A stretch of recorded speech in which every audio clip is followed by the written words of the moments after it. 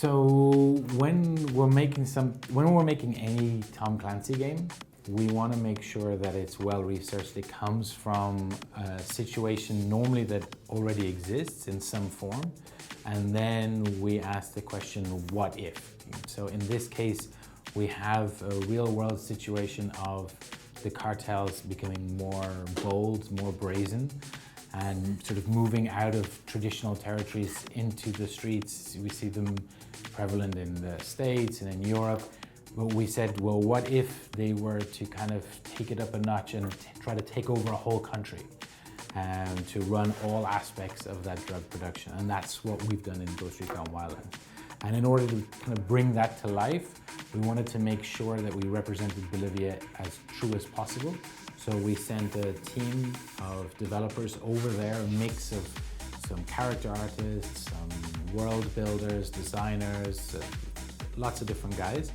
And they basically met with locals, with farmers, with politicians, journalists, police, everybody they could, and to try to really understand not just what you would see on a tour guide version of Bolivia, but also the real heart of what makes the place tick, why certain industries belong in certain areas, why they're involved in certain rituals, what's daily life like there for the people.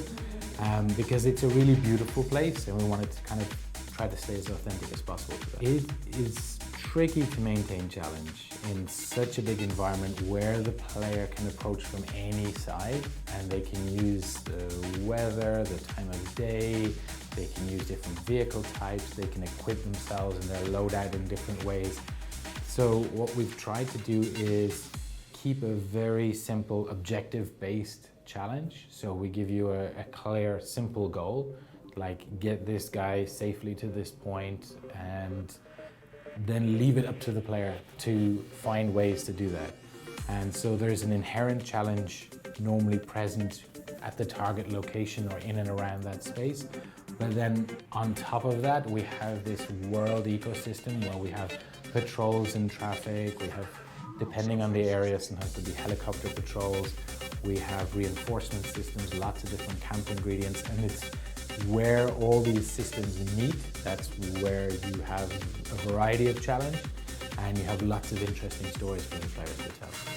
So it is still a tactical military shooter at its heart. It is a game where challenge can escalate very quickly if you're not paying attention. You will always have the option to just go weapons hot and let's try full-on assault.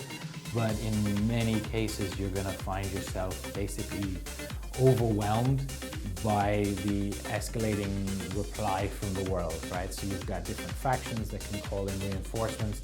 You've got different factions that have levels of challenge inherent to them. You've got the Santa Blanca, obviously a very dangerous group of individuals, but you've also got the Unidad, or military wing, very well supported with, helicopters with rockets and armored APCs with heavy guns. Those guys are going to come in if you start to aggress them too much.